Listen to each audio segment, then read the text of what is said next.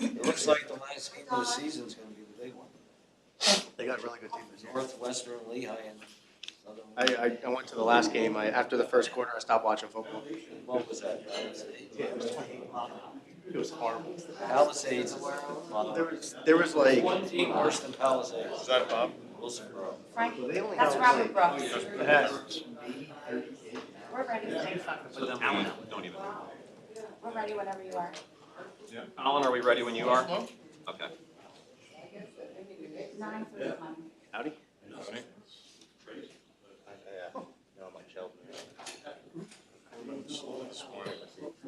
All right.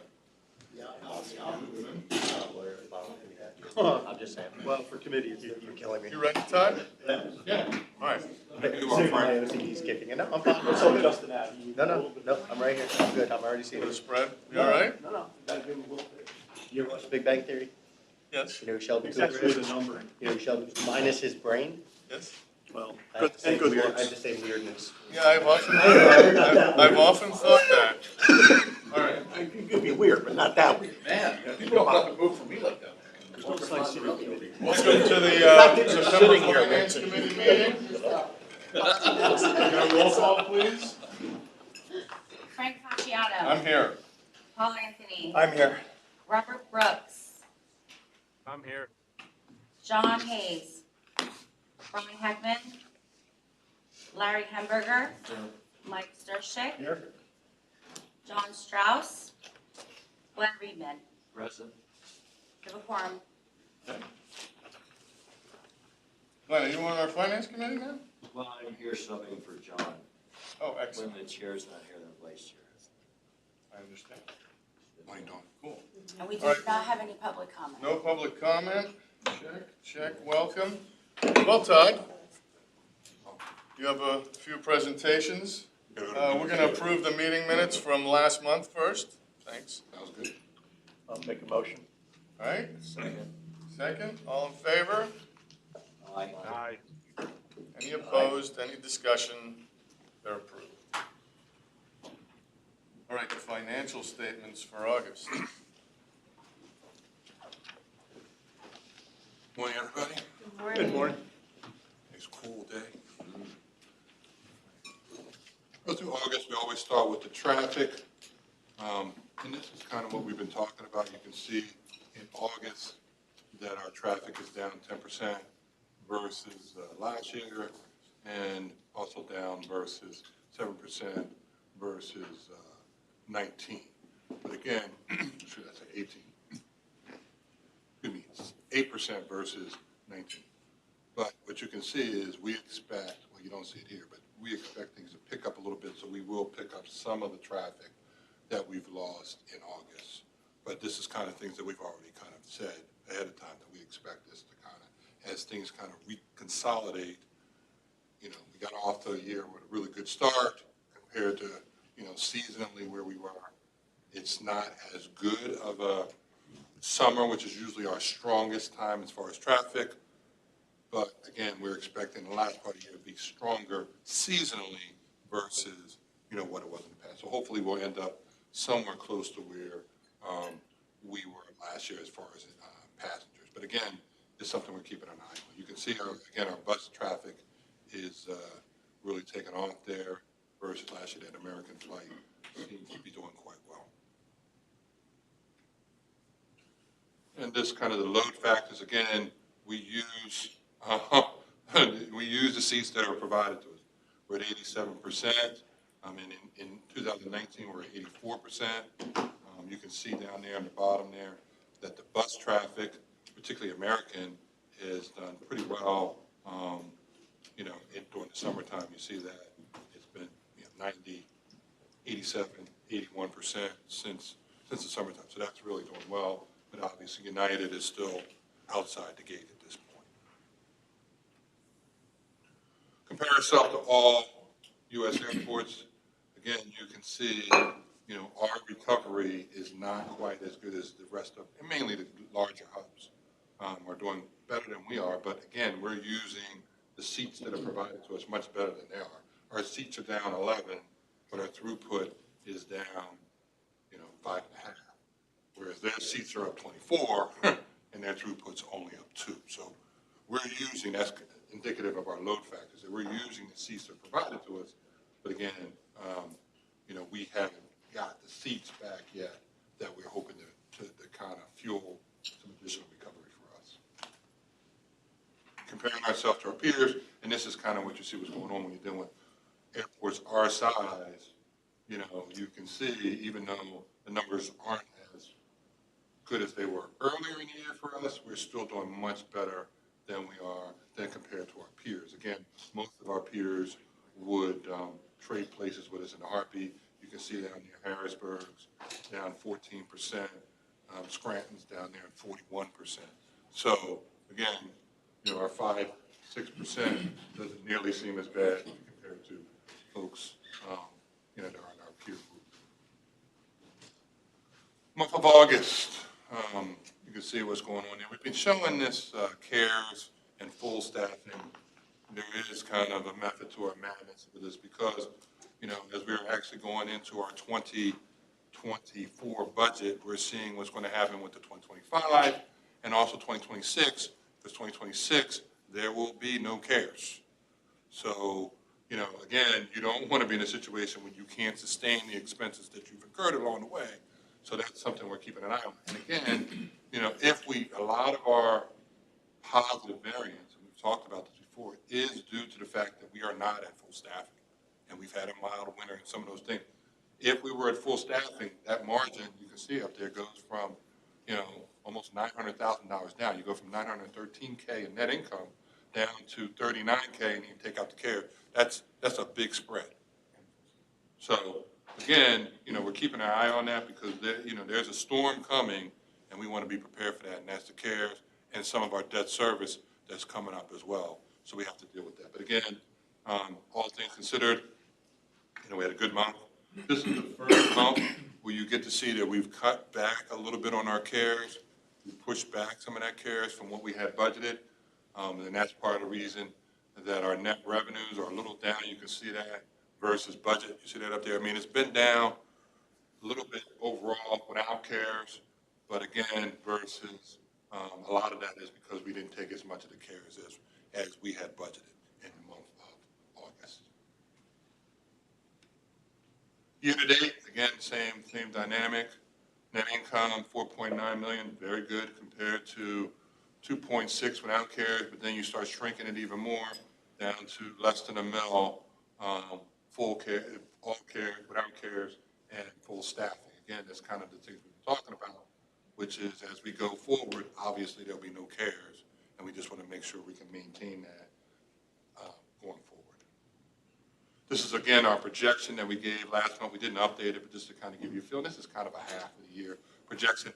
And some of these projections kind of assume a higher level of staffing. They are conservative. But again, you can see positive versus our budget. But again, we're looking down the road, not just in the short game. We're playing the long game to make sure that we thrive in 2026 and beyond. Again, love to see this streak here. We're 8 for 8. That's 8 months of positive net income without CARES and without miscellaneous income. Hopefully we'll beat our streak of 11 that we had in 2019. We'll go 12 for 12. That'll be an excellent year. Again, you can see our profit centers there, top two. If you look at the top two there, they make up over 100% of our net income. Parking and CARES. Everything else is actually treading water, is actually losing some money there. But you can see that that's that high reliance on that CARES, that represents a big portion of our overall net income. 47% is really due to CARES. Todd, can you remind me on the roadway? I understand the parking, but the roadway. That's just the name we call parking. It's really. No, we parking. don't receive any income for. No, it's just parking. It's just, I think that's in the law. So we don't have a toll booth anywhere then. No. Well, if you want to pay tolls, though, we'll take your money. So that's just the way. That's just the way we've always called it, parking and roadways, but it's All right, just it's parking. parking. You volunteer?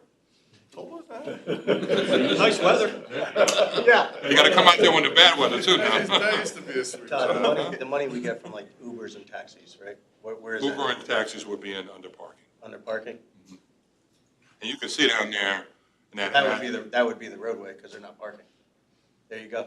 I'm helping you out, man. They could just call the line. You know what, you get the gold parking star for there. taxis. Gold star for that guy right there. I got you. Put the sunglasses on, you're a star. But you can see down there, we've included, some airline settlement number there. So in our net incomes, we have year-to-date, 450K, set aside for accruals for, the airfield and 70K for the terminal.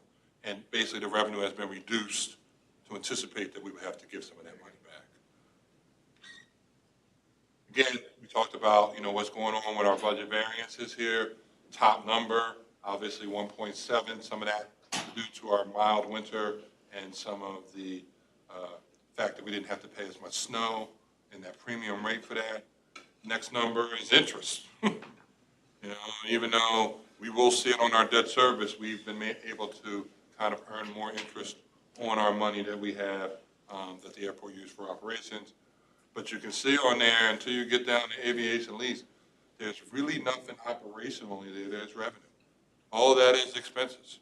That's a little scary when most of your savings are coming from, or your budget variances are coming from reductions in costs as opposed to revenue. So that's the kind of things we're keeping our eye on. We understand we're not gonna save our way to greatness, but that's what it is now, and that's. Right, and it's really, like I said. Revenue increases are the goal. You can't cut your way to success. We've talked about that over and over.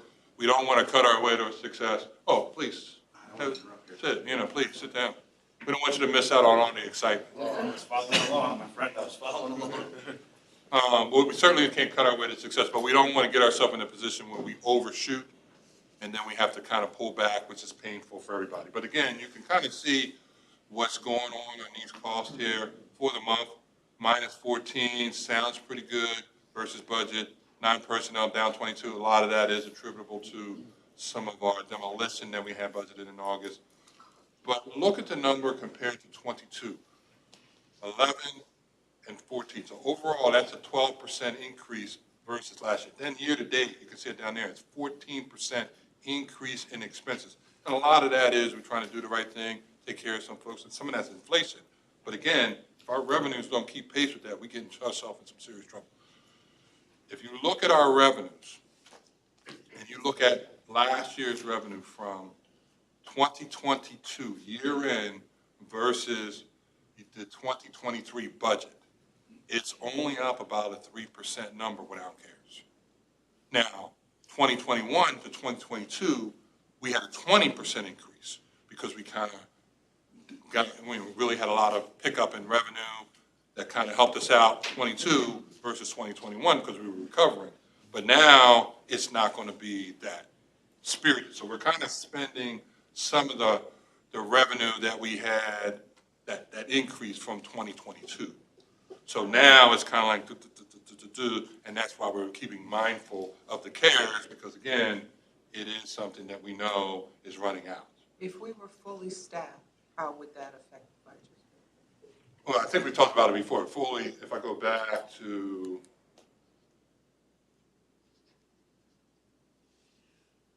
here, you can see where we are year to date.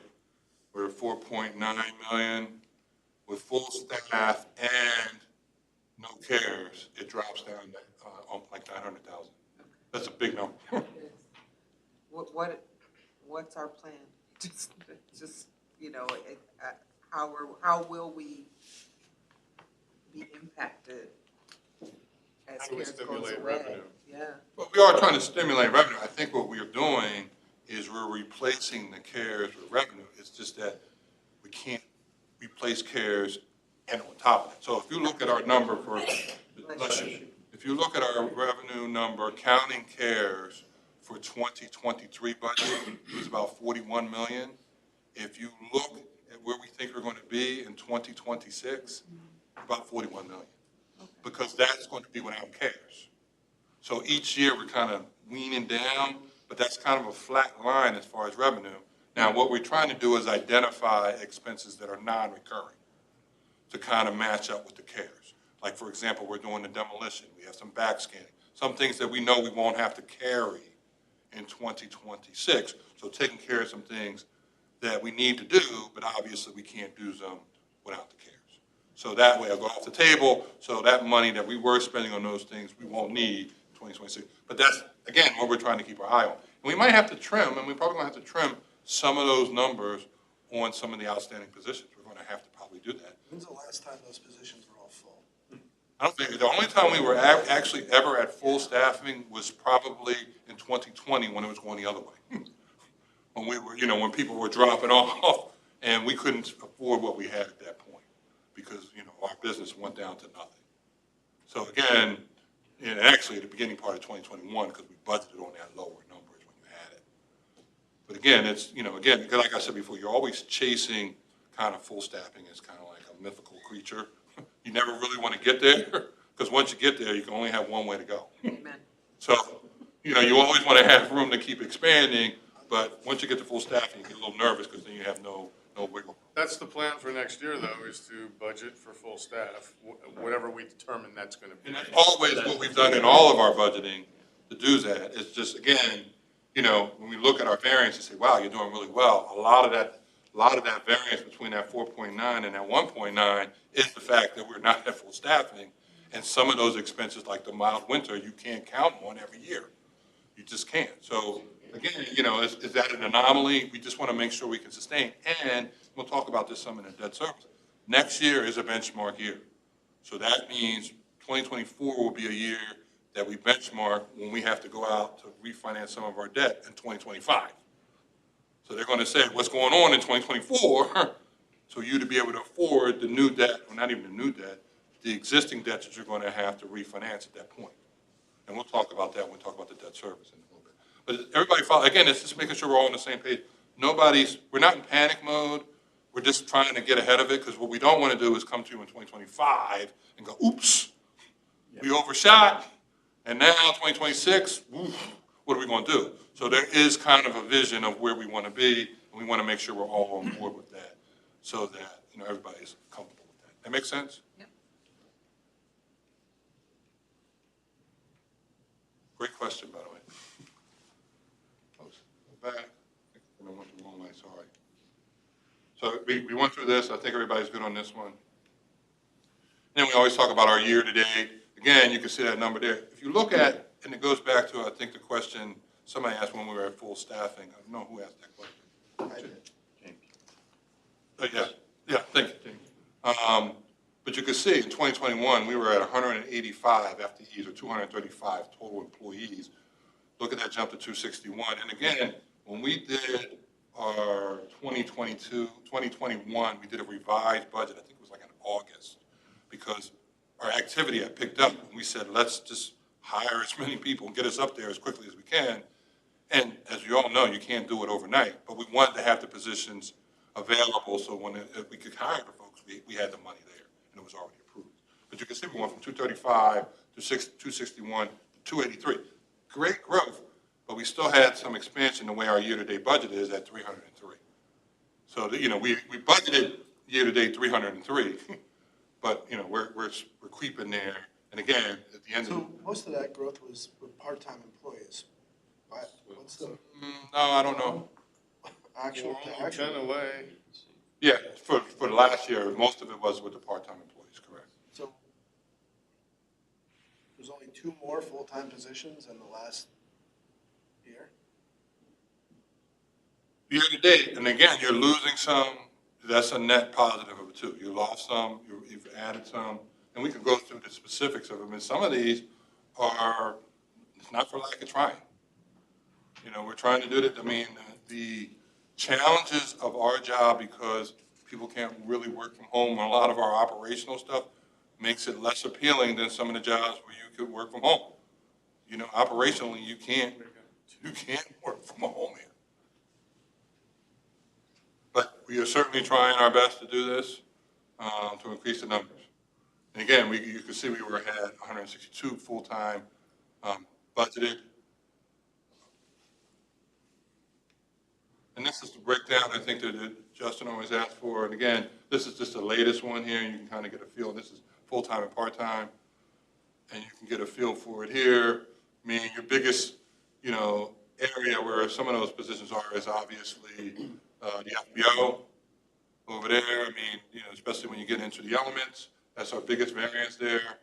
And some of our maintenance folks, which we've been trying to pursue. Those are probably the two biggest ones that we've been trying to fill. I mean, we're always trying to hire folks. It's always posted. Steve's always out there looking. I mean, so it's not for lack of trying. Some of it is based on the restraints of what we can do as far as the salary and stuff. I mean, our range is in the 25% range. That's where we are, organization. That's just what we can afford. I mean, so, you know, to attract folks, you might need to be closer to the 50. We just can't afford that. That's, you know, with our benefit package and some of the other things which people don't always appreciate, that's what we can afford. So it gets challenging, and especially in some of the positions when you talk about like maintenance, where you have one rate and you got diversified skills.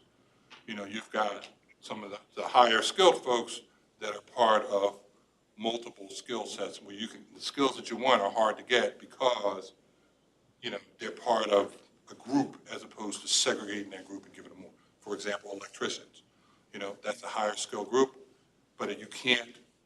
I agree. You can't, you know, you can't raise everyone up the way we're structured now to kind of pull them in. And that's the challenge that we're up against. How are we advertising for these jobs? What are like, I know it's on the website, but. It's on Indeed, we put them out there, we go to some of the trade places. Have you ever thought about using a recruitment service? We have not. I don't know what the finances is on using a recruitment It service. gets very expensive. So you could be talking about 30% I know a guy who owns of their compensation. but I don't know what it all is. We're also running, we still have social media stuff. Social media, I mean, we have a lot of areas to run it now, but at the end, Avenues that are being taken. Yeah. I mean, we're open to ideas. Again, it's not that we're not trying, it's just, there's some challenges that we face. And again, it's not for lack of trying. No, but you know, we're with the Workforce Development Board. You're at every career fair that we see. Yeah, But, you know, we talk about our package and the market determines that package. exactly, And we just can't afford that package. exactly, right. Got it. Right, and again, you said it better than I could have said it, that's perfect. Because again, we want to offer that package, but we just talked about our revenue constraints, and again, you know, we can't offer what we can't afford.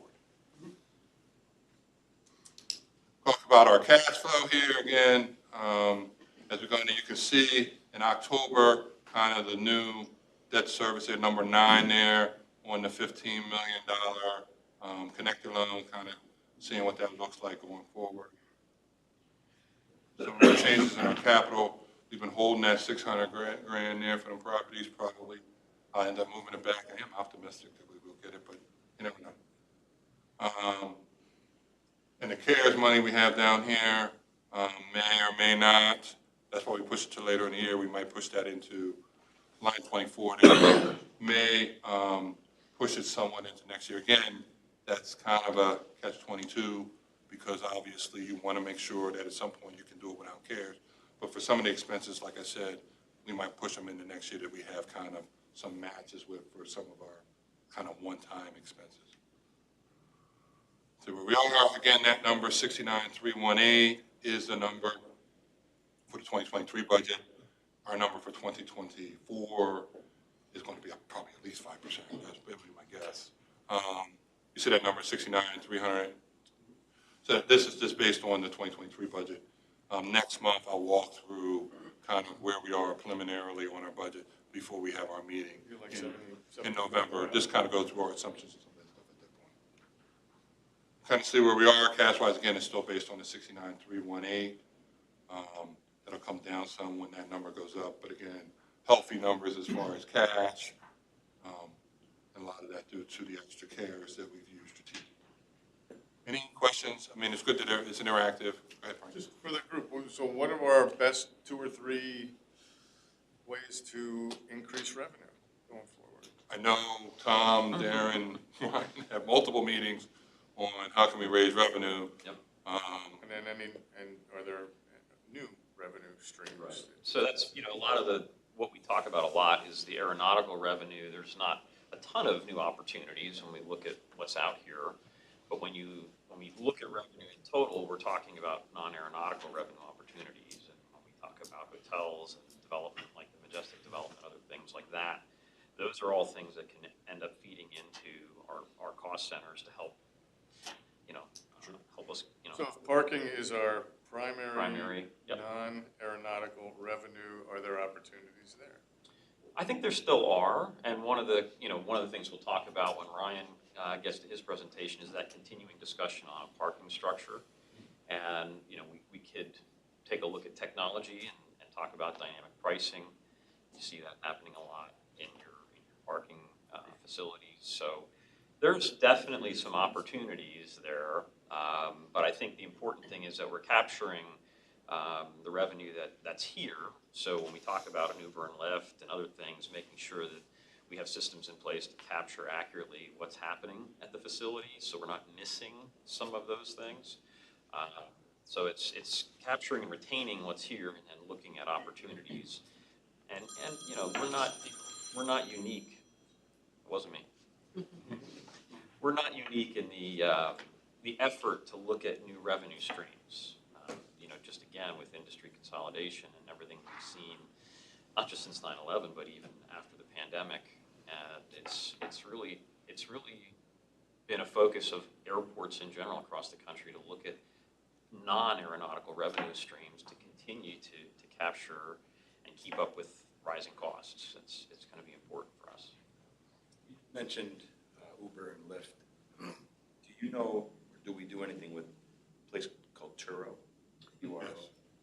We're working on it. We're okay. Because I just used one. Yep. In Denver, and there was a $50 airport fee Yeah, we just on the just bill sent itself. them So we sent them a draft contract, so we're working on it with them right now. perfect. Is that how it works with Uber? How does it work with Uber? So actually it works with their location transponders. We actually have a geofence on the airport, and it shows when they're doing pickups and drop-offs here. So Pay a percentage to the airport. Per trip. it's a per trip fee. Yeah, it's a per trip fee. You can do valet parking and have people who are in a hurry, park your car, and when you come back, we'll have it ready for you. And there are people who would pay a prime rate Yes, to do and that. we had valet here for many years. Yes. So I mean, there's a ton of opportunities, I think, and ton of ideas that we continue to look at. There's always a cost to some of these ideas, and so we're always sort of weighing sort of the high-hanging fruit. We want to look at what that is and work towards it, but get the low-hanging stuff. And I think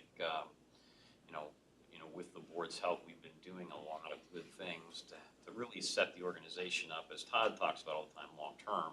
We want to look at things certainly that have some immediate hit, but really long-term is what we've got to focus on. And it's got to be a net. I mean, some of these things we talk about, even like the garage, and some of these things, there's a cost, but hopefully the net after that is a positive. So, you talked about valet, which we've talked about a few times when it's just some of the insurance stuff with that is challenging. So, you think about some of the things, it sounds good, you can charge more, but there's a cost involved for some of those things that we have to deal with, because obviously if you're doing valet and somebody smacks up the car, that's on us. Anything else? Any other questions? A motion to accept the financial statement? Bob? Second. All in favor? Aye. Aye. We're going to accept those.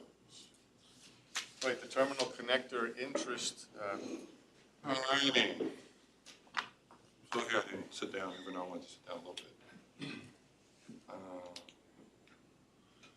So, this kind of a recap, in June 3rd of 2021, we did the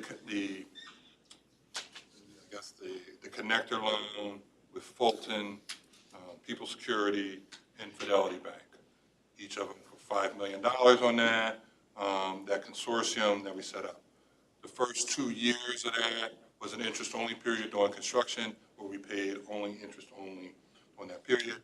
We extended that from 6/3 to the end of September because we were finishing up the last parts of the connector. So now, beginning 10/1, we have to pick an option for up to the next 8 years, because these are 10-year loans. We had 2, and then there's an 8-year period after that. So, and these are our options, and John and I talked about this a little bit, but these were the rates as of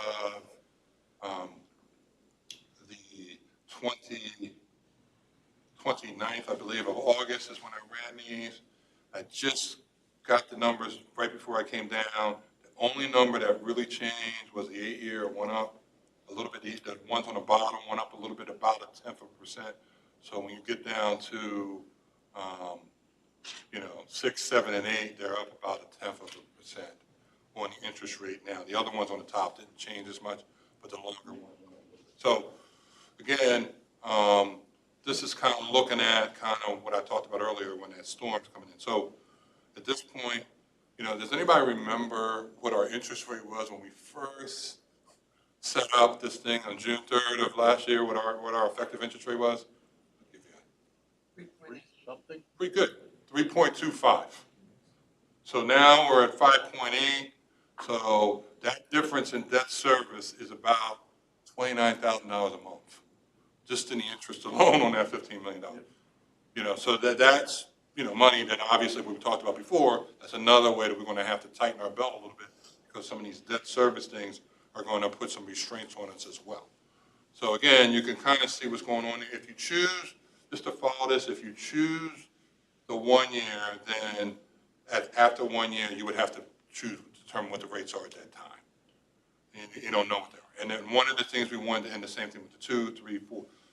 The 5, and this is something that John and I talked about as well, when you go through it, there is a call option on this one. We didn't have one on the other loans. So either party can call the loan after 5 years from 6/3. So 6/3, 2028, see that did that earliest call up there? 6/3, it doesn't really matter if you have a 6-year, 7-year, and 8-year, guess what? Either party can call it. So when you get into that 6, 7, you're better off just choosing 8 anyway, because you could just cut your losses at 5 years as the rates are lower anyway. So there's no, you get the benefits of the 8-year rate, but only having to really lock it up for 5. The other 1, 2, and 3 are really dealing with debt that's coming up that we have to deal with. You can see that at the bottom there, kind of the things that are going on there. Right there, that series 2015 A and E are due 10/31/2025. So we're going to have to refinance that, and I'll tell you a little bit about how much that is. And then you can see our hanger bond that we got in 2018 matures 5/31/2028. So you've got a lot of things coming up, and I hate to tell you, but the interest rate on those were a lot lower than 6. So that's another thing that we're keeping in mind that's kind of coming to fruition for us. And you can see that there, which we talked about before, end of CARES ARPA, which is the end of 2025, is on our radar as all the things that are coming up that we have to deal with. But as we're talking through this, our recommendation is to go with the 8-year. It's the lowest one. We don't foresee the 1 and the 2 going down enough for it to be worth the variance. But again, we can talk about it a little bit more as we go through. This is kind of our current debt right now as of 8/31. So in that A, 2015 A, you see that 20,645,000 is at a 2.44 rate.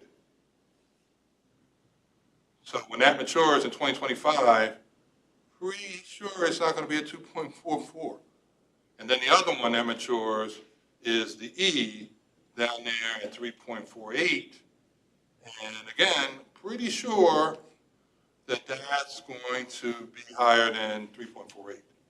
Now, what we're probably going to think about doing from a debt perspective is in 2025, maybe push it out, because these were originally based on, I think if you look there, you see that 2035 for that 2015 E. So the way our original 2015 bonds went, we tried to keep the debt service pretty much the same. So as one rolled off, we would pay more on the next one to keep the debt service close to the same. So you can see there, that one up there, that 20,645,000, had we continued beyond our original, the amortization period, we would have been done paying for it in 2030. Down here on 20E, we would have been done paying for that in 2035. So probably what we're going to have to do when we look at the debt, some of the things we're going to do, we're probably going to have to push that out maybe 25, 30 years and add some additional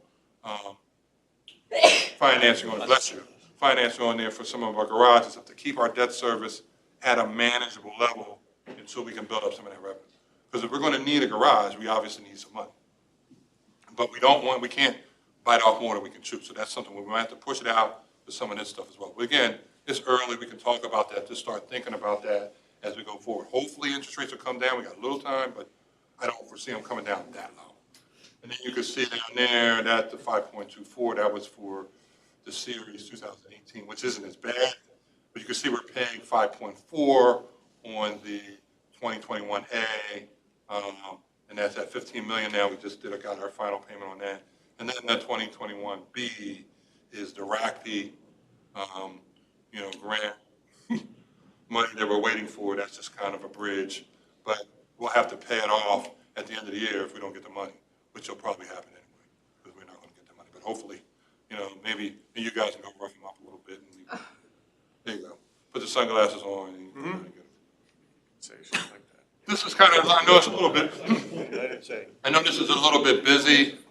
But it kind of gives you a feel for, if you go there where it says total bonds and capital leases, kind of getting a feel for some of our debt that we kind of keep along the way. So if you go back to 2014, before we refinanced the 2015 bonds, look at that bottom now number there. It was $155 per plane passenger. And that's kind of the matrix that you use as far as debt per plane passenger that you use, 155. Then we refinance that, and look at that number, that debt ratio. You see that like third from the bottom, debt service ratio without cash. You see that? 1.03. Our current number is 1.25. So obviously, you remember the rough days, we were struggling back then just to meet our debt service with our operating revenue. We refinanced, you can see that number went down from 4.2 down to 3.7, and you can see that kind of helped us out. And then you can see what happened in that operating income without care support. That's a little stretched out, but that's operating income up there, that top line without care support.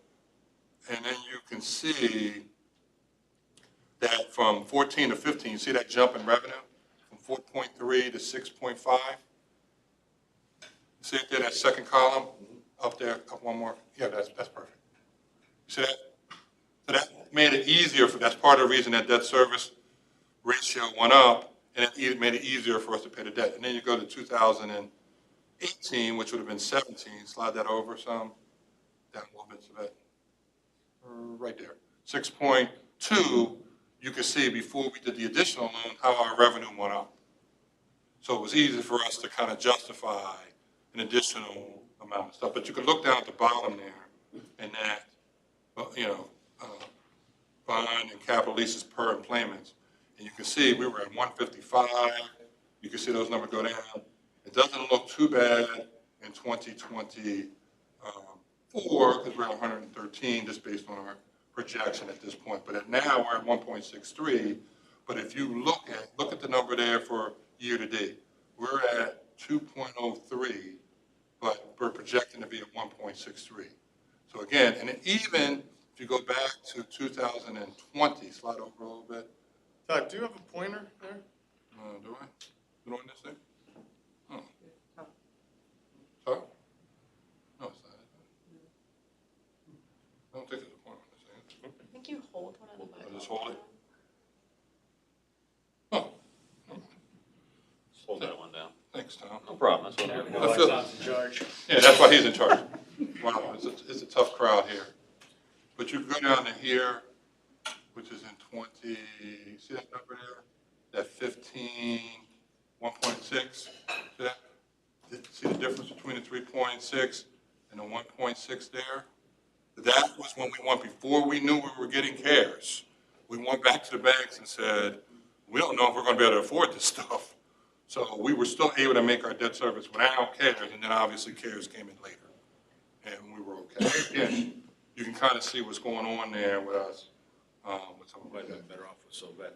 Yeah, I'm getting a little. We're getting sick over It's a here. skill. I don't push the button. That's a Using a tough pointer is a crowd. skill, yeah. Tough crowd. Up to this point, I hadn't showed him how to use that. Wow, thanks. You might want to stop using it. Yeah, and that's why I didn't use it in the first place. But anyway, I had a long pointer, and they told me no more long pointer. Colin told me no more long pointer. But you can kind of see. Your vision impaired. There you go.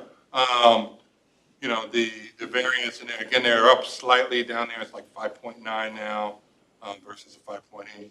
But you can see the difference in 1 year and the difference in debt service between a 1 and an 8 year. Per year, that's $181,000 difference between a 1 and an 8 year. The 2 year and the 8 is 114,000. That's just per year, that year difference as far as debt service right there. So that's why we're recommending the 8 year again, because 5 years we can still call it anyway. And we don't want to have all of our debt renewing at the same time, because we already have stuff coming in 2028. I did that without a pointer, so I'm good. Any questions? So at this point, I think we just need a vote. So we're looking for a motion to on the approve the 8-year 8-year option. plan to the board. 8-year option, 8-year option. fixed rate option on the connector loan. I'll make that motion. And Glenn, and all in favor? Well, hang on, I just have a question, because it may be a little bit different percentage, right? You're saying like a 10? It's 5.9 now. That's up to 5.9 instead of the 5.8. 5.8, right? Okay, Yeah. That was today. Like I said, as of today. as of today. We can lock it in on Tuesday when we vote, even though it's 10-1. But I don't foresee it changing much. But again, Well, at this point, 5.9. because it's based on the Bloomberg benchmark. So if that changes, that's what changes the number. Okay. That changes, all the others will probably change too, so. They did, but you know what's interesting is the latest ones, most of them only changed in the 5, 6, 7, and 8. The earlier ones, like the 1 and the 2, stay pretty much the same. All right, thank you. Okay. We have a motion, we got a second, all in favor? Aye. Any opposed? All right, so you're gonna present that to the board, and then the minimum municipal obligations discussion. Wow, you did that pretty good there, right? That's like a tongue twister. So every year in September, we do our minimum municipal obligation for our pension plan for 2024. The board has a vote on it in September for what the minimum obligation is, minimum payments that we have to make for next year. So this is what this is about now.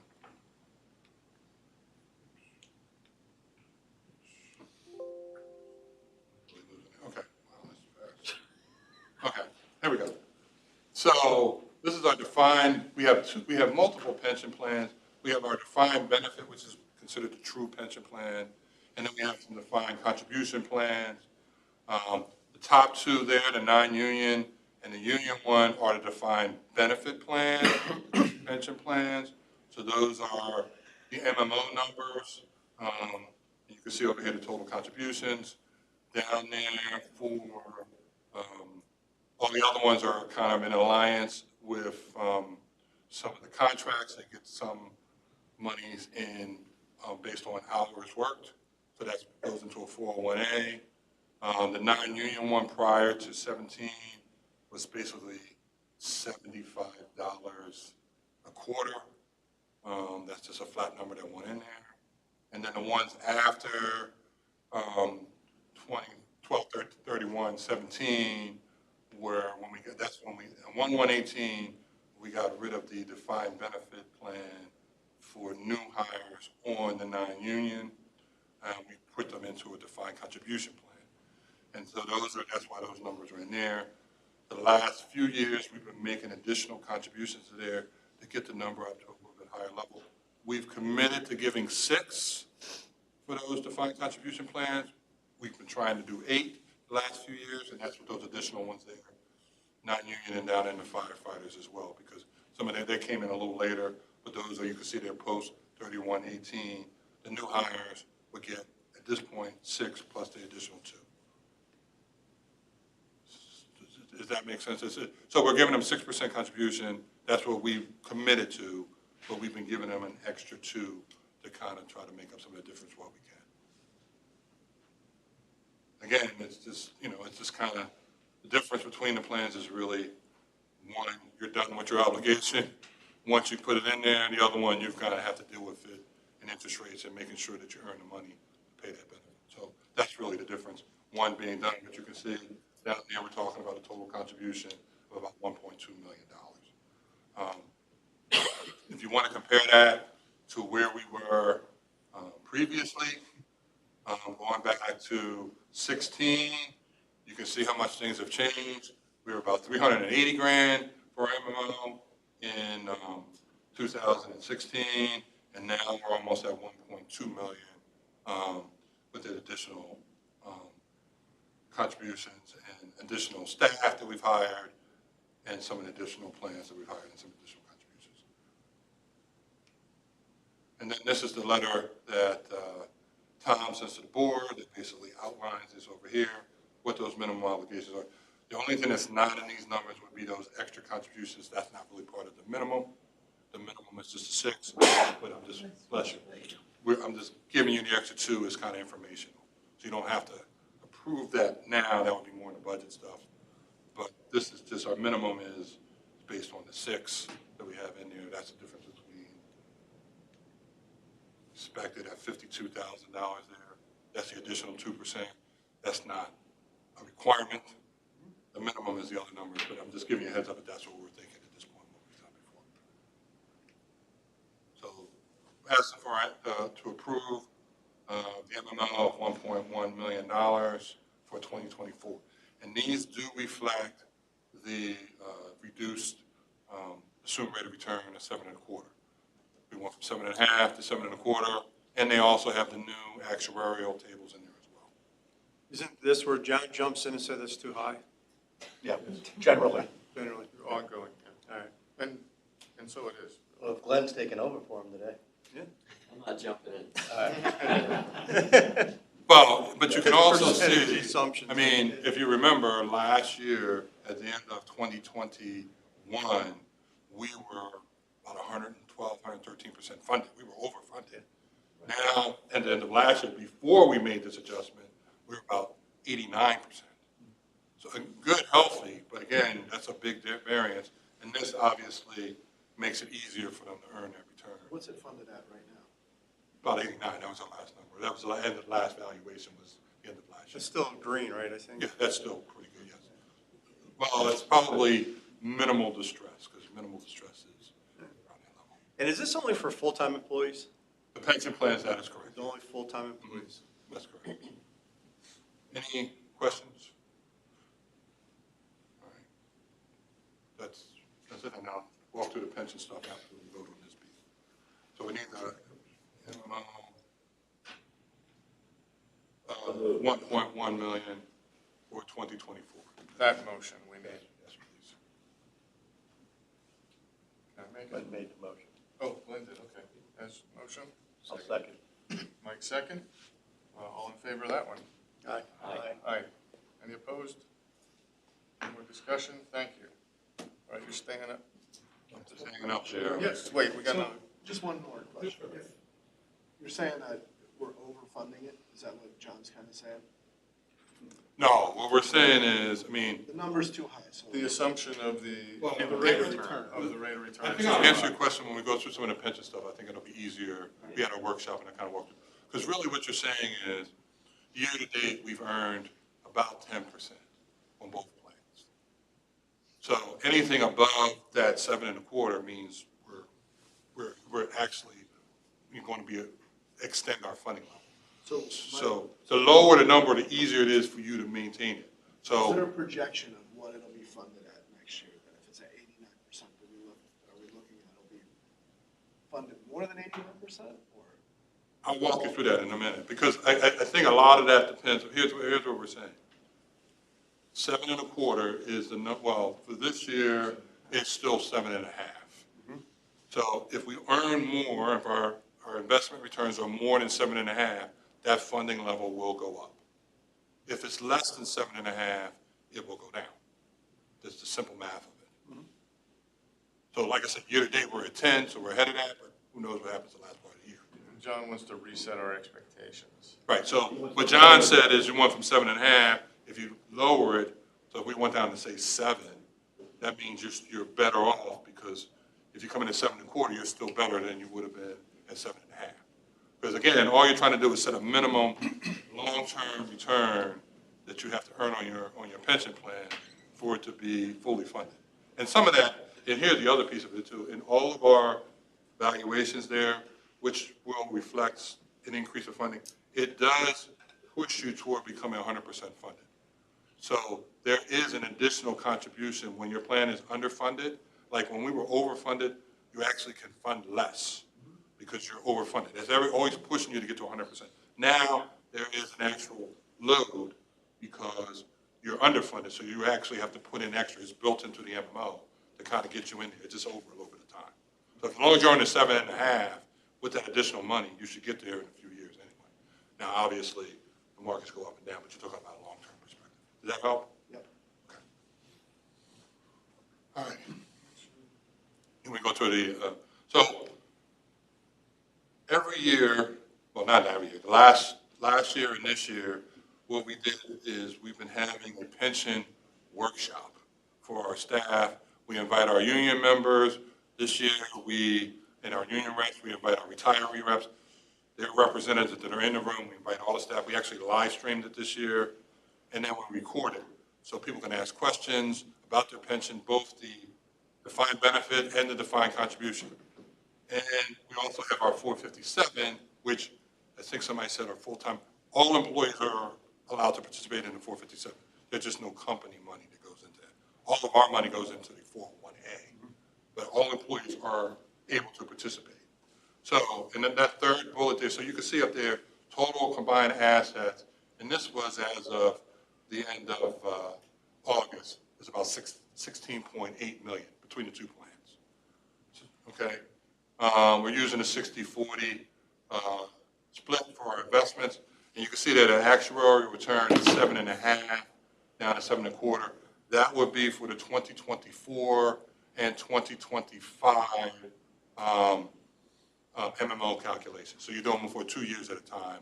That's what it's based on. So our evaluation, so that's why last year was such a critical year. So last year was really what our MMO is based on for this year. So our funding at 91% means that even if the market returns, we'll be still paying at a higher MMO level for the next 2 years. And then once, because it's always when that trigger point. That trigger point for us was 2022. So we were at 90, it's going to be 89%. So that means our MMO assumes that we're at 89% for 24 and 25. So it's going to, even if that number goes up, it'll still be based on that 89 for 24 and 25. Does that make sense? I know I'm rambling a little bit. Does that make sense? And again, a lot of our index to keep our fees down, and we do our best to, keep the fees down and manage them well.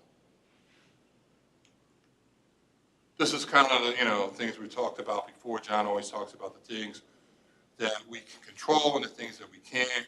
And some of the things, we can't control are obviously inflation, the direction of the equity market. And these are mostly in the short term. But again, we can control those other things there on the left, return objectives, amount of risk, type of investments, et cetera, et cetera. And then this is kind of what we're talking about. Oh, and here's a union plan, and they're pretty similarly invested. So one's 10, I think the union plan is 10.1, and non-union is 10. They're pretty much the same investment pool. The only difference is some of the way that some of the money's pulled out to pay some of the retirees. That's the only real difference in the plans. They're invested exactly the same. Benchmark for that period is 9.9. So we're doing better than that. You can kind of see, what we've been talking about. So because of that hit that we took last year, you can see that kind of when we're talking about that 5.6 for the 5 year is a little painful. Kind of what we were talking about before. Before last year, that number was 12, 13%. But last year kind of took it down. So that's kind of what we're talking about. Over a 5 year period, these plans have earned 5.6. And we had 7.5. So that's part of the reason that the plans went down over that period of time. Well, the reason for that is most of it's 60-40, right? It's 60-40, right, correct. Yeah, that's fairly conservative. Right, and most of these pension plans are in that 60-40. Because obviously you're trying to keep this going in perpetuity, so that's usually the blend is a 60-40. And there is a range in there. I mean, it's not exactly 100%. Right, yeah, But that is kind of the target range.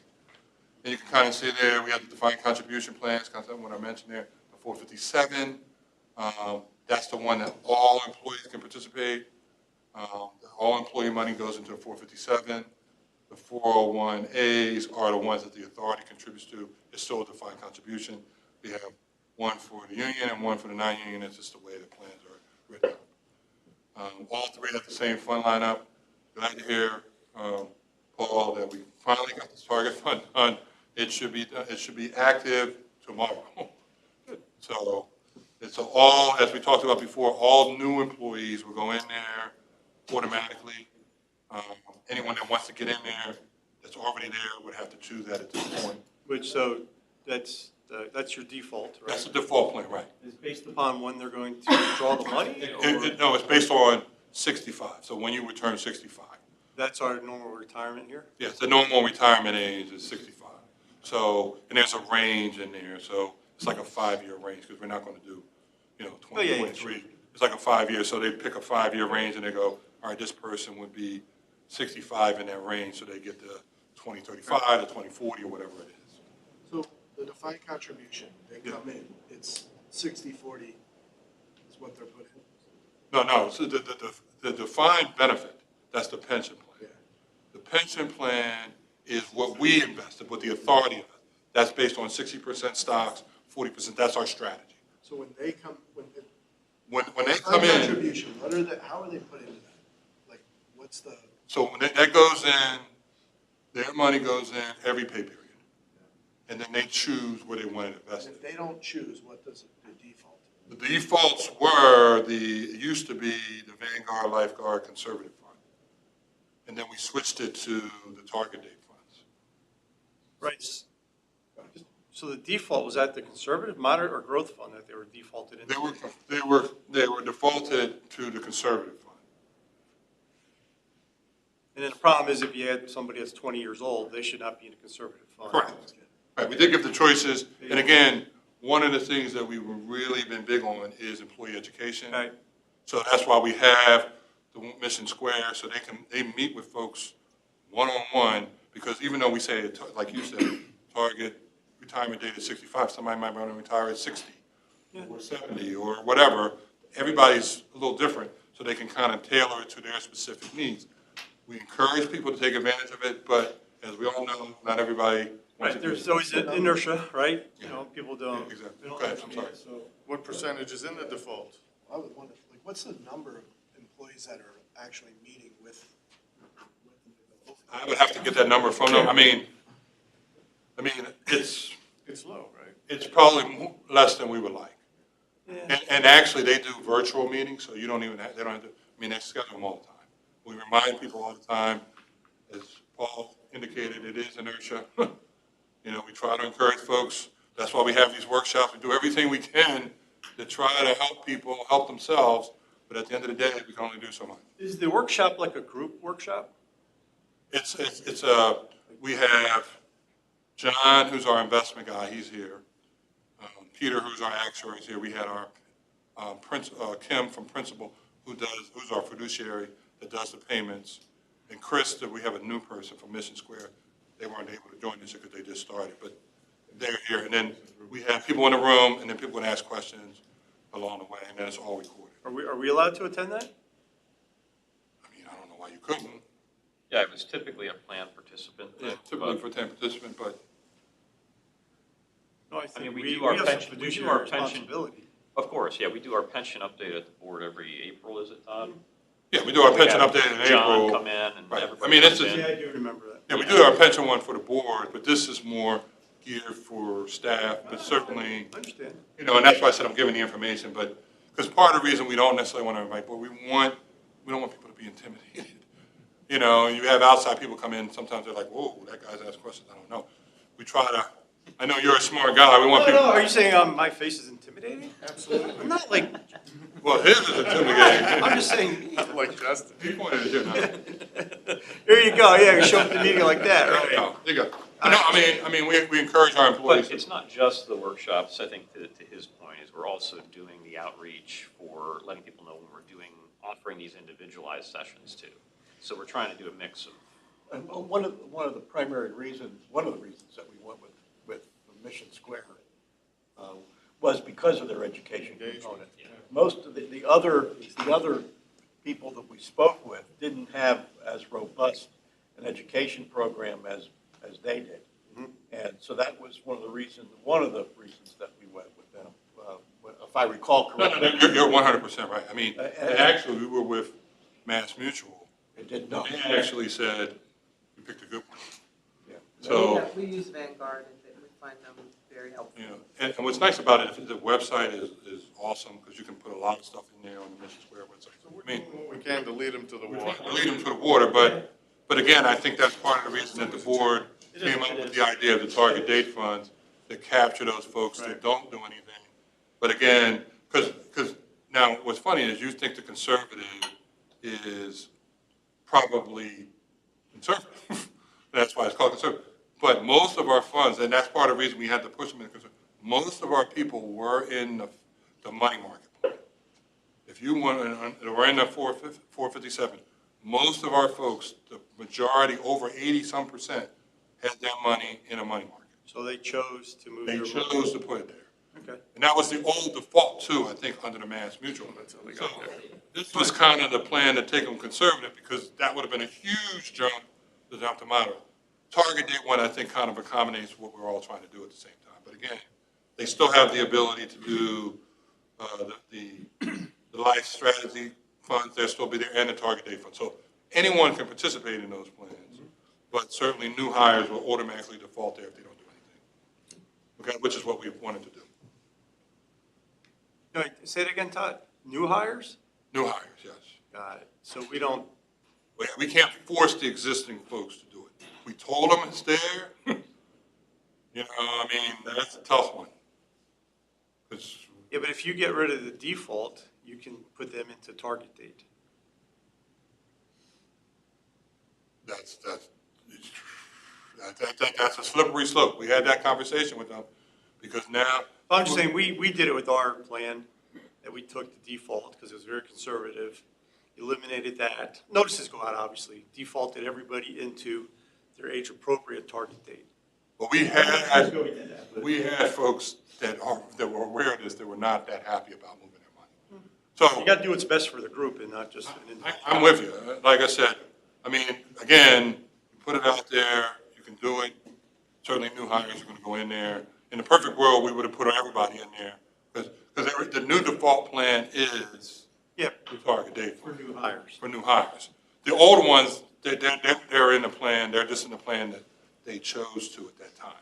So the way the defaults work is whenever you're hired, that's the plan you chose. So now the new default is the target date fund. So if you were in the other plan, you're still in the other plan. Right. You would have to. Hopefully there's education and we'll see that. Well, we're doing what we can. I mean, maybe you can come in and talk to them a little bit. Do we see those numbers of how many new Justin employees come in and. and how many current employees actually go and use the education piece? I mean, we can check with them. We got a new agent with Mission Square, an old guy that was there. He's left, so certainly it's going to take him a little bit to get up to snuff. But we can certainly get that information. That's a good question. And that's reported in April, right? We'll come in. Yes, we'll certainly Because have our. those stats are there, who's in each fund. I want to know how many people that work here actually go and use. Right, that, during the April presentation, those should be available, all those stats. Yep. So you can see here, kind of where the money is in these plans. About 4 million in the 457, 401A, and both of the 401As. Those are the funds that are in there when they were originally established. The date was there.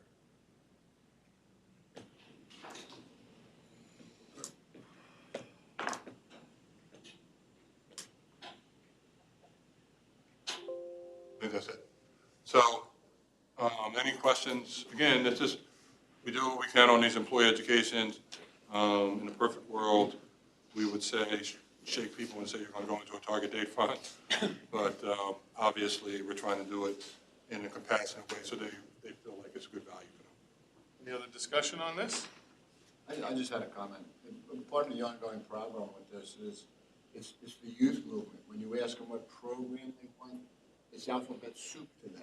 Right. So they don't know they can't see the future. If a 6-year-old's talking to a 20-year-old, the 60-year-old gets it, but the 20-year-old, not so much. Got it. Any other questions? You're gonna present this to the board? Yeah, I'll present it to the board. I probably won't, I don't think I'll present the workshop stuff, but certainly the MMO and all the approvals. Oh, okay, all right. All right, is there any new business for this committee? And motion to adjourn? Mike, motion to adjourn, we're adjourned. Thank you, everybody. You want to take 5 minutes after all those numbers, or? Yeah, I probably need an hour. That's up to you, sir. Probably need a I'll day. defer to You you. guys want to take 5 minutes, or you want to roll right in? You should roll. Roll. Justin, you just roll right in. All right, let's do it. All right. Business Committee, September 21st. We have a roll call, please. Justin Grimshaw. Ann Baum. John Gottschall. Here. James Irwin. Here. Jeff Matskin. Here. All right. Glenn Friedman. Chris Worley. We have a quorum. All right, any public comment? No. Okay. Hopefully everybody got to read the minutes. I'll take a motion to approve the minutes from August 24th. So moved. Second? Second.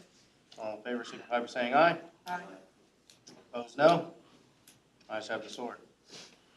All right, he's already ready. Capital projects. Morning, everybody. Morning. All right, so we'll go through normal updates, some minor changes, some other ones just to highlight, but hopefully, again, some good information for the group. Where we are in the runway project, you can see a lot of the blue, which is substantially complete. Really where they're working now is on the west side of 1331, kind of in the yellow and the shoulder work. I'll get into some of the detail with the phases, but they're moving quite along, really getting ready before winter sets in. As we talked about before, this project, package 3, is complete. We're just working through the closeout process with the FAA. You'll see at the end, the reason we carry it is just to get the last bit of our funding. Package 4, Taxiway Gulf was opened a few months ago, which is across from the air carrier ramp. The biggest thing to note was because of some savings in quantity with the grant, if you don't use it, you lose it. So we actually got the FAA's approval to pave that section behind gates 7 and 8 for Allegiant. That was in pretty rough shape. You kind of see on the right, actually, this section here was what was done that was starting to crack and deteriorate. So we got some funding covered in the grant that would have basically just gone to waste. Package 5, again, this is really where they're doing the night work. Biggest thing is, again, the shoulder components. You can see here, Justin, this is for you. They pave, then they come in, core out the lighting for the electrical components, then they'll come back and pave again, then they'll come out and core out and put in the new lighting conduits that just keep going down. So it's coordinating the paving with the electrical components.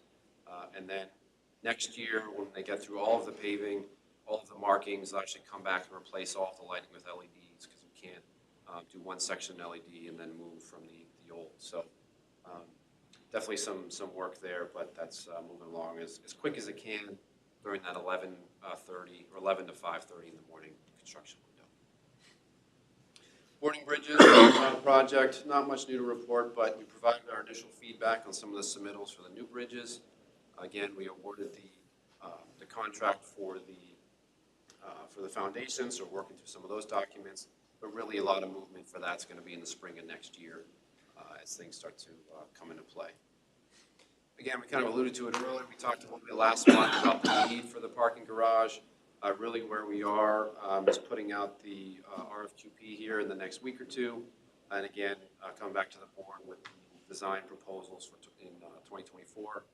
And again, as we talked about, really working through the design, the nuances, the funding component, really in the next year and a half to get us, the go, no-go decision once we get to that point. We'll continue to talk about it and track it as we go and through the budget.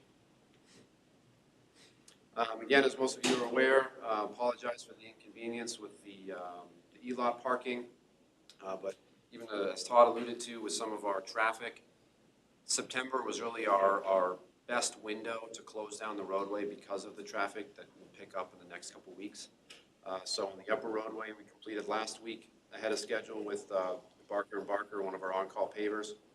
basically without getting into the details, but due to the age of the concrete, the operational impact and the cost of rehabilitating, replacing slabs was not worth what you'd get from not coming back in there again to repair it.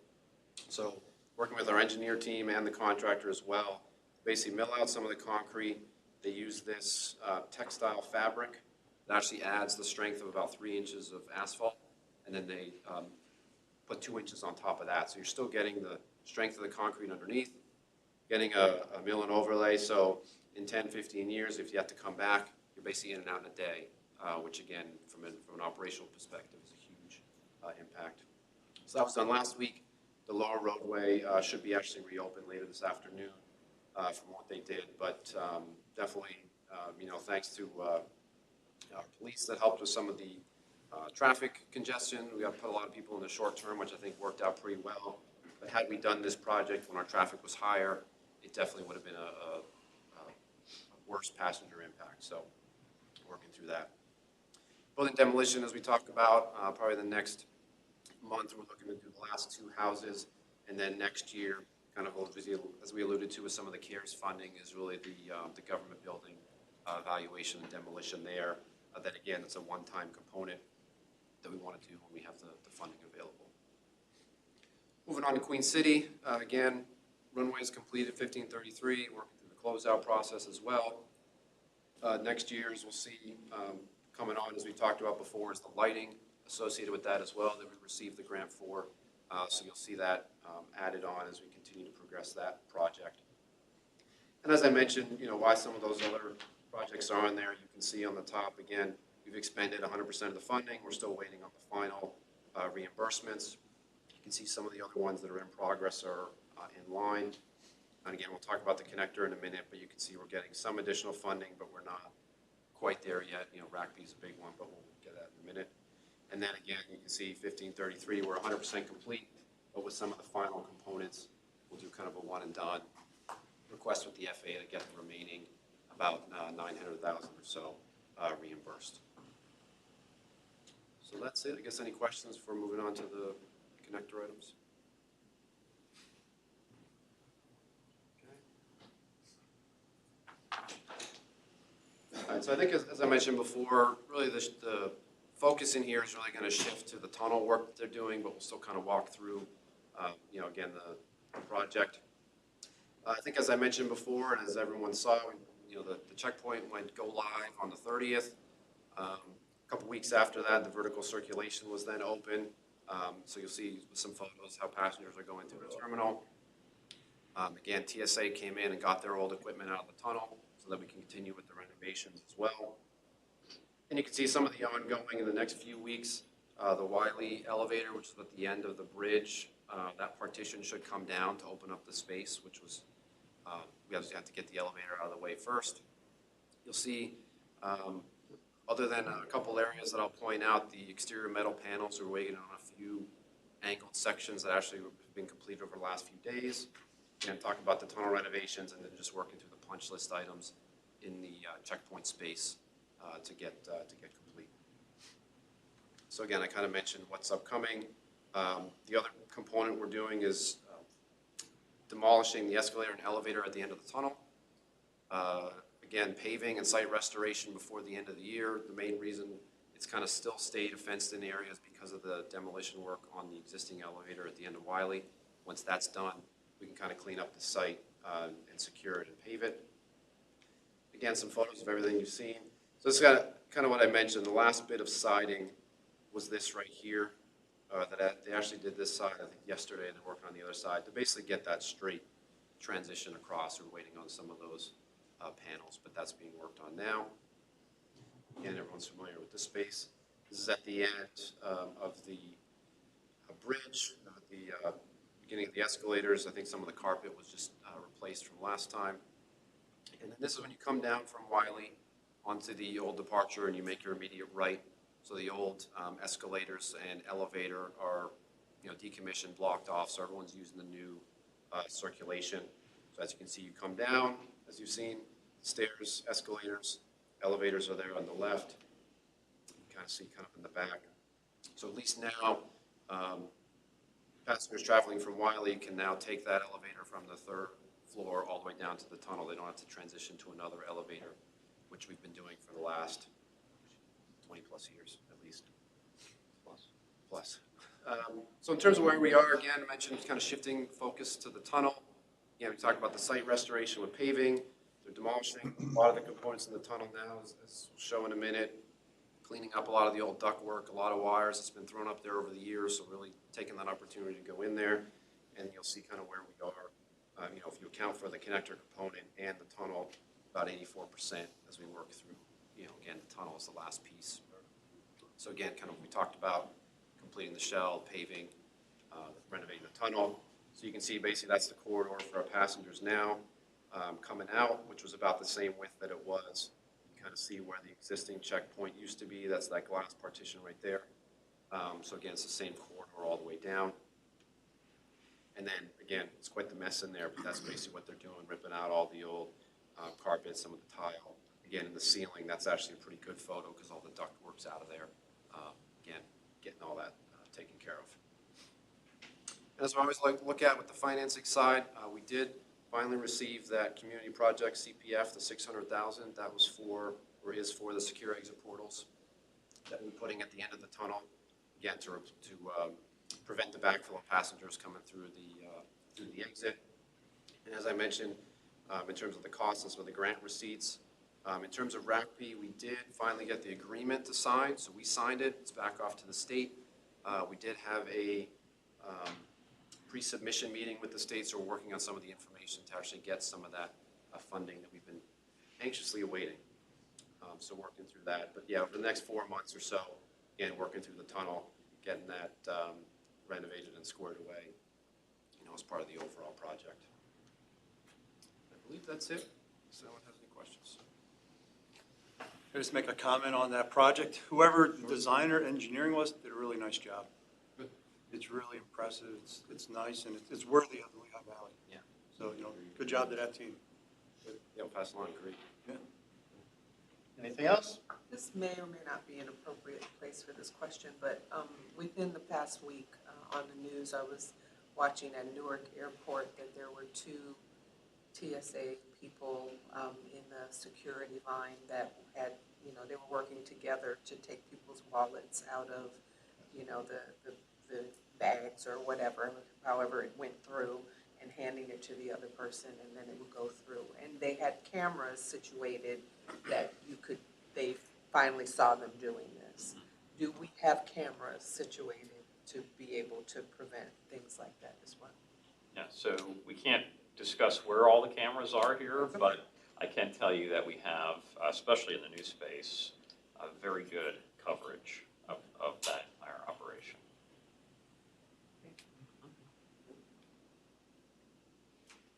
Any other questions? Thank you, Ryan. Great, thank you. Well, that was a great question, especially here on live, because not anybody watching this can see that we've got it covered. Great question. Assuming you're doing the advertising? Passing right over to Lily, she's gonna do it for you guys. Perfect. Lily, come on up. This is called hunting. Right there, off of it. Yep. Hi, everybody. It's been maybe a year and a half since I last given you an update, so very exciting. Things have evolved tremendously. Here is a little showcasing of our current advertisers. We have a really nice, diverse mix here. All types of industries: education, healthcare, nonprofit, which we've really dived into this year, leisure, food, and we also have a lot of, 2 people who have played a major part in the construction. We have Life Air and also Breezy Construction.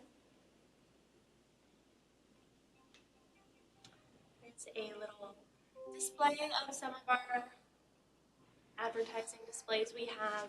The hanging banners have been a really big impact. You'll see Muhlenberg in the back there. That was up for a full year before they also included the desk wrap into their investment with their advertising here. They had a lot of really great feedback. They're in the back of every single photo that media takes or anybody in the terminal takes. So they had a lot of really nice things to say about their program here. And it's also really cool to see the creative takes that people are having, such as LVHN, wrapping our brick columns. I mean, nobody really enjoys looking at that brick anymore, so why not wrap it? And it almost looks like an artistic mural. So just making the best use of the space that we have to offer. As I mentioned, we have several nonprofits represented. I do have a lot of nonprofits in the Lehigh Valley contact me. Of course, their marketing budgets are not sustainable towards the larger companies, so it's really nice just collaborating with them and figuring out the best locations for them that are respected to their budgets. So we have the Williams Syndrome Association, Person-Directed Supports, and also Promised Neighborhoods of the Lehigh Valley. Some new business opportunities that we have, AdRail USA. It's a really cool and interactive display. It grabs your attention right away. It's a GBAC certified safe to touch film that is applied to the escalator handrails. And they can also change out their artwork every 6 months. So if they have a different campaign that they're running, it's a nice opportunity for them to change out their artwork. Also, digital displays. We have several new ones going in the new terminal connector, and this is a really great piece of our inventory that we are able to offer people. It's also really great to offer people who are maybe starting out. They can be more flexible. It's a lower commitment, no installation costs, and they can always change out their artwork, say every month or whenever, because I just simply upload it directly from my desktop. So just maintaining that level of communication with the advertiser, making sure that they're staying current with their displays. So really excited about that. We're also working on a couple community partnerships. So Camelback Resort, we're working on a pretty large one with them. They have a very similar volume. They're all season, and we're each going to have some level of static exposure at each location, but we also are working and collaborating with each other in really engaging ways, such as they have tickets that they're giving us to fuel our social media or giveaways or things like that. They're also participating in our Passenger Appreciation Day that we have coming up in October. So getting them in here, interacting with the passengers, gauging excitement, and also same with Visit Historic Bethlehem. We've been a presenting sponsor for a couple of their fests that they have, and they will be also putting some of their replica buildings of the historic sites on our baggage claim platforms. So that's really nice to target the arriving audience coming into the Lehigh Valley, and it's just a nice representation of our community.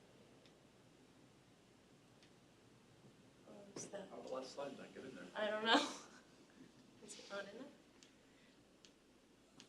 Well, we had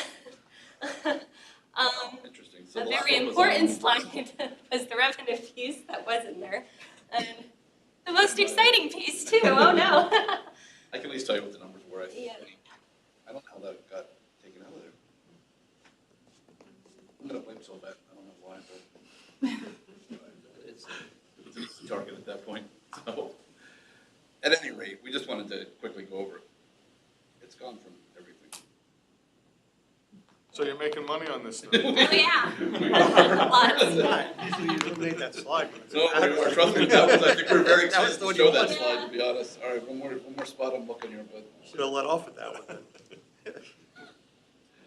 Okay, so I do have numbers, maybe. Yeah. So just quickly to run through the numbers. So basically in 2022, we did about 414,000 on the advertising program.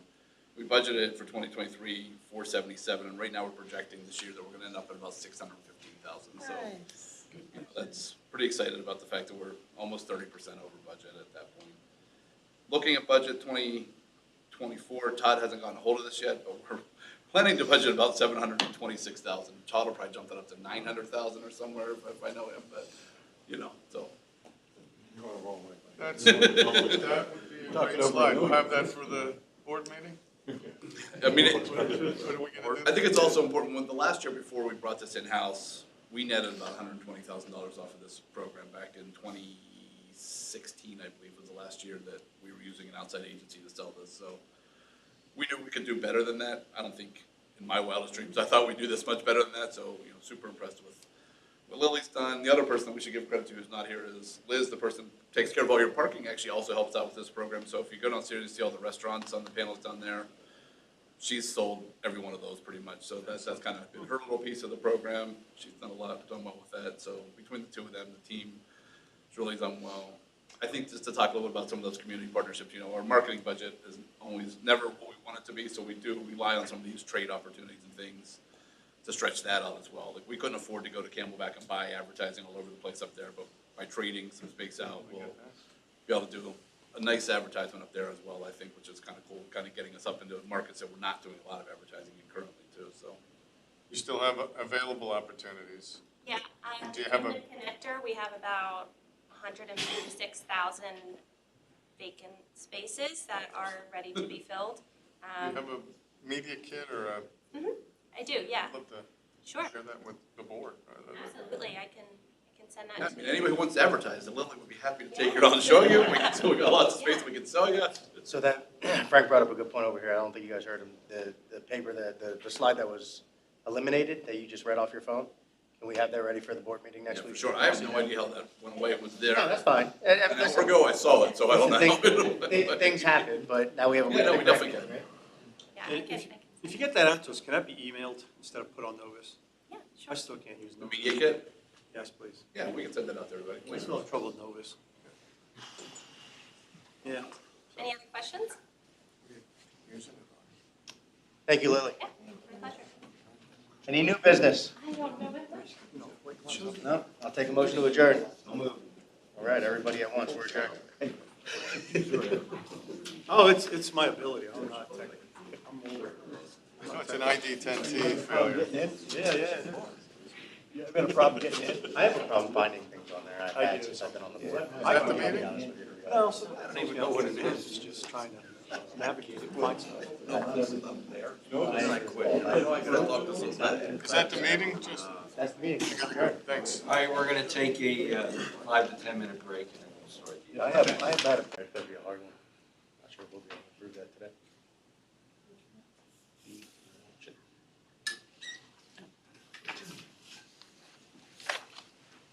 Okay, we will start the executive committee, so that we can call roll, please. John Hayes, Glenn Reedman, Present? Justin Grimshaw, Here. Mike Stershik, Here. Paul Anthony. Here. We have a quorum. Thank you. Public comment, Colin has public comment for us. We do have three public comment. This is from Christine Bell. The Hamilton Airport Authority promised to not build on airport land off airport road. This will absolutely ruin. Could you speak up a Oh, little? I'm sorry, this will absolutely ruin the Colin, integrity. we can't hear you behind the screen. Oh, again, I'm sorry, I'll move over a little bit.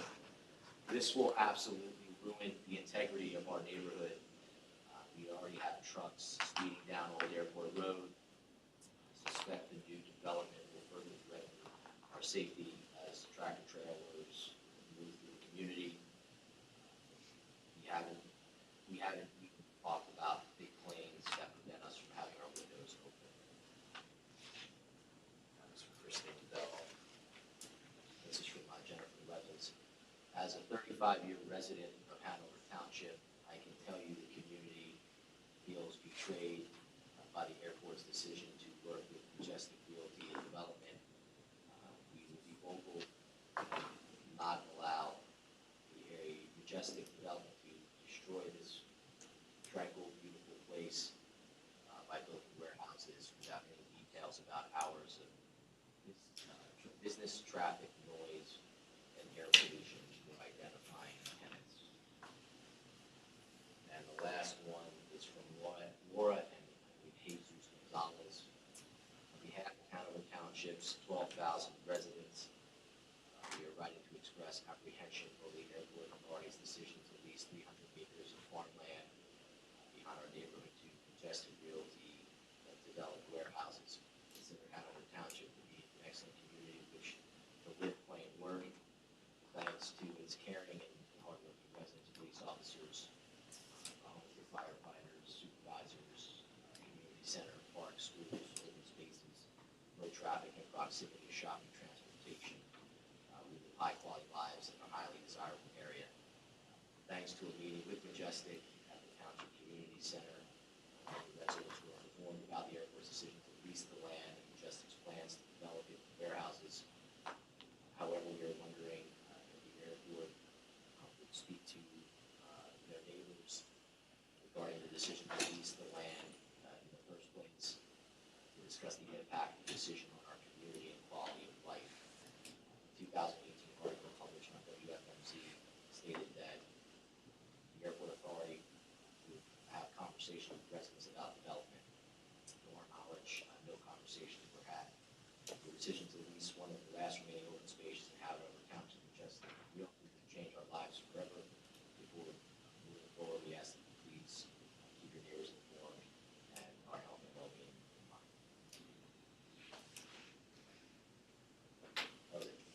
Any comments? Yeah, again, this is in relation to the development, Flight Path Properties, about 300 acres with Majestic. That agreement and their development proposal is in front of Hanover Northampton. My understanding is there is a zoning hearing board meeting coming up on the 10th. And the discussion on a zoning amendment is on the table for that meeting. That's essentially what I know about the situation at this point. One individual who did reach out, we did contact them to try to arrange a discussion if they're interested. So that's what I can offer on those. Has there been a community impact meeting? Have we met with the community? We have not met with the community. Majestic has met with the community.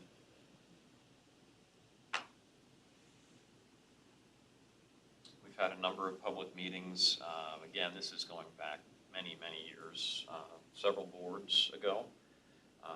But obviously the discussion around the master plan, some of the area studies by the Transportation Study, the Valley Transportation Study, and the Planning Commission have looked at this and discussed this proposed development for years. So I think we've had an opportunity to have these discussions with any of our development proposals and any of our master plan updates, public workshops, other things that we've done. When you say we've had an opportunity to, but we haven't, you said the opportunity was there? But So yeah, again, we had over 300 people attend some of our workshops from the community when we've done these types of events. And, you know, that's where we're not focusing on one development, but we're focusing on all development that's happening or depicted on our airport layout plan. So that's all part of what's included in those discussions, but nothing targeted or specific to that, no. Any other questions or comments? All right, we move on to the action items. Taking a motion for approval of the minutes of August 24th. So moved. Mike, a second. Second. Justin, all in favor? Aye. Okay, next is the approval of the legal services bill, the Florio Perucci, Steinhardt, and Centra bill. I have a motion for that. I'll make a motion on that. Second. Second, we move to the second, all in favor? Aye. Aye. Now we will go to Elizabeth for the amendment to the resolution 2358, the conflict of interest. So here you're going to see what we discussed at last month's committee. In red are the new changes based on the discussion that we had last month. And then in blue, purple are the changes that were made from the original that have already been presented. But thanks to Sylvette and Tom for leaving those in there, you can still see overall what the changes are. So here we have, I think the most discussion was around, who of the employees would be subjected to, a higher level of scrutiny and compliance with the policy or to become a fiduciary.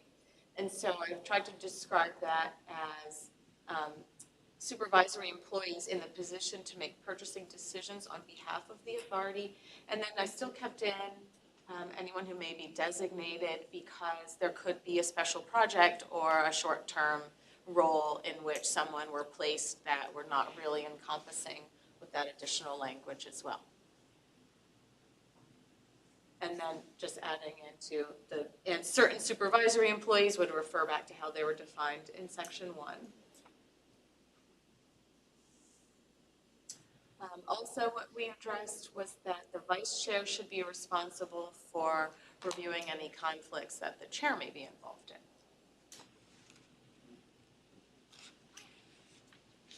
Same thing here, the vice chair would be authorized to compel the chair to withdraw from participation in a meeting if so chosen, if there's a conflict with the chair. So any questions about the further additions here? That's better. No, it's, yes. Good? Address the concerns? No, not at all. Okay. Okay, so the additional language did address the previous concern? It did, Okay, yes, thank you. wonderful. So I guess I'll sit down until the next one, or do we want to do the other conflict? I mean, I'm right here, Need a so either way. motion on that. I need a motion for I'll take a motion to approve the amendment to resolution 2358 conflict of interest. I'll motion that, Glenn. You'll motion that, Yes. second? Justin, all in favor? Aye.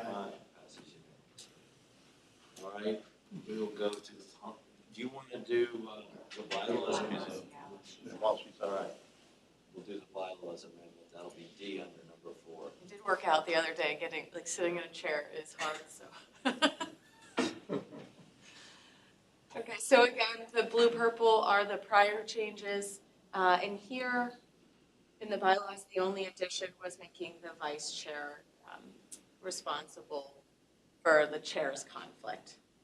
So here we give the vice chair the duties that the chair has in section 3.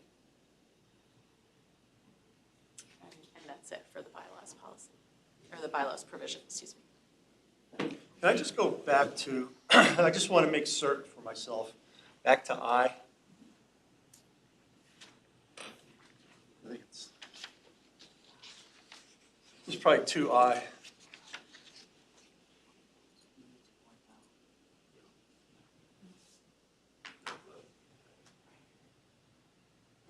Right, it talks about employees and board members must protect and conserve property, may not use it for any other than authority authorized activities, right? So that means nobody can borrow anything from the airport. I'm assuming, right? No, I mean, essentially, what that means is authorized. So let's just say your son gets a Camaro. My son gets a Camaro. No, not your son. Oh. Somebody's son gets a Camaro. He cannot use like an engine lift to take home to work on a Camaro. Not without authorization. But he could do, if he's authorized, he could do that. Yeah. Based on the way. it's Authorized set. from who, though? From me.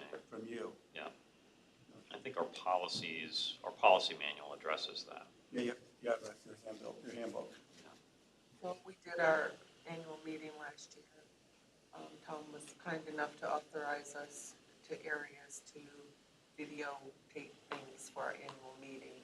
And that would not normally be something that I don't think we would have access to without authorization. Oh, no, I understand. I'm saying, like, to me, there's assets that the airport has, and somebody's taking it home to use it for personal gain, not whatever, personal gain. That's possible if Tom approves it. There's probably some very expensive tools down in that maintenance shop. Yeah, that there should probably not go has home to with be, people. right. Right, and that's why it's not even delegated to a manager. to make Right, that that's my decision. thing. It's not like a department manager or something. It's authorized by you. Okay. All right. That was it. I'm sure I understood that one. Do we need action on that, or are we waiting to do That one will bylaws all at we'll once? need the board, and that's why that wasn't listed in the action items, because this is just kind of reviewing it with the committee, but we'll actually need the board, because for the bylaws amendment to pass, you'll need 2/3 majority vote for that. Okay. That's correct. So that, and this has already been advertised as a Right. change to the board members for that 21 days, so it can still be approved this month rather than waiting another Right. month. All right, thank you. Thank you, Madam Solicitor. Tom, if you will go with the employee survey update. Okay. And I'll turn that over to Todd. Again, this was something that we had been asked to place back on the agenda was the employee survey update. This is again just information that we do have pricing. We do have a vendor that we selected for that. If that's the desire of the board, again, this is not a budgeted expense, so this is something that was left to the committee. Obviously, the pricing, what are we looking at? I think we talked about it before, it's about $5,000. That's a figure I kind of remember. We talked about approximately, and there's a firm, I have to look up the name of it, that, because we did vet about at least 10 different firms, and we did find a firm, and they come up with all the questions, and all of them, and everything goes through them. So it's, we think it's a reputable phone. We went through Shermer. I'll get the name in a minute when I look at my folder. I just don't remember the name off the top of my head. Yeah, and I do recognize it's not a budgeted item, but there could be value. Right. I mean, at this point, we were just deciding whether or not we were going to do it or not. Right. We have enough money in the budget. I mean, we have enough money right now to be able to handle that. My concern is going forward, but I think at least we need to set a baseline. I'd like to know what the employees are thinking, and, Yeah. if we run out of money in a couple of years, figure it out from there. Right. Yeah, I think we can afford it. I agree. Is that something we need board action on, or is that something you guys It's can really a do? discussion item, because I don't know that we need official action. It was really more about a direction from the executive committee. I think we move forward. I agree. Okay? That's an affirm? Okay, got it. Any other discussion for the employee survey update? The next two items, B and C, are the executive director evaluation and the solicitor evaluation. Yesterday, everyone should have received an email from Solvet on behalf of the chair, John Hayes. It's pretty self-explanatory, but if you have any questions, we'll entertain those now. Questions on the email they received yesterday. The only question I have is it normal to evaluate the solicitor?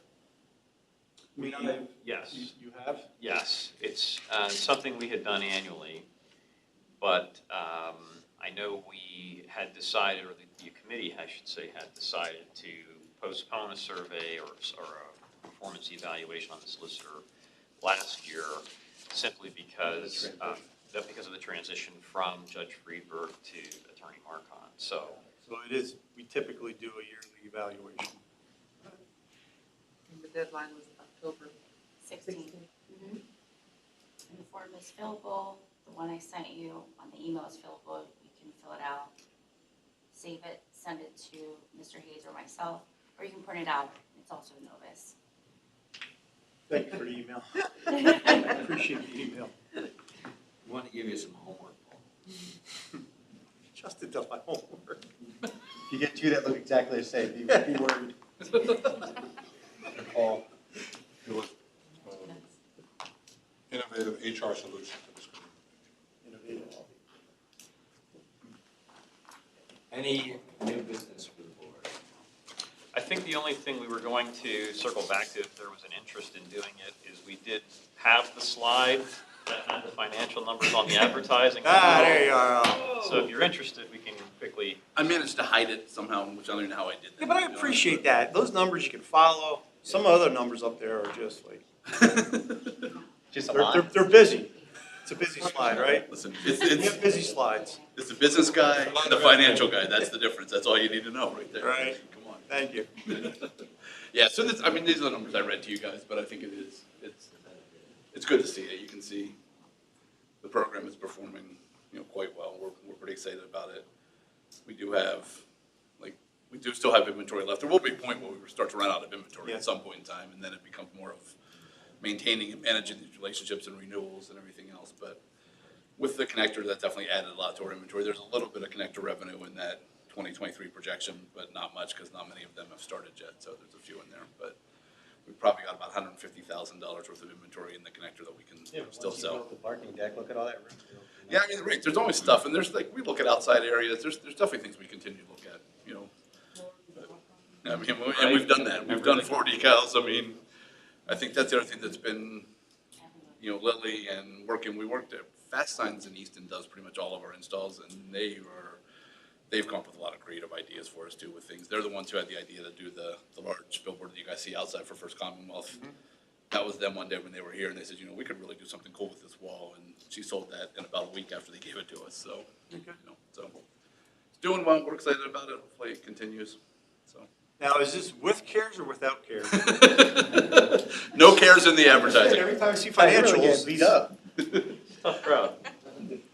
This is just money produced by my department, I should point that out to you.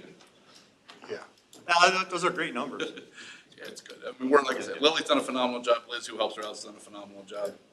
And we're one of the few airports that actually does their advertising in-house. So when we talk about looking at revenue streams and trying to find innovative ways to generate some revenue, you know, I do say, you know, we have a really creative team internally that comes up with some great ideas to find ways to maximize it. So it's important. This looking very bare. What's that? This team is looking very Start bare. advertising in the You're starting to look at advertising in here? This meeting sponsored by? I'm pretty sure Tom won't let me do this one. There's times I go to Tom and he's like, no, you're not putting, Yeah, that's right. you're not putting something there, I'm sorry. We're trying to not make the airport look like a NASCAR or anything, you know. But Not quite. Sometimes it's better to ask for forgiveness. Oh, don't worry. I know that lesson well, unfortunately. I live that every day. So do I. Nothing for you. Okay, no need for exec session, New Mr. Vice Chair. business, no need for an executive session. Correct. I'll take a motion for adjournment then. Motion. Thank you, ladies and gentlemen. We will see you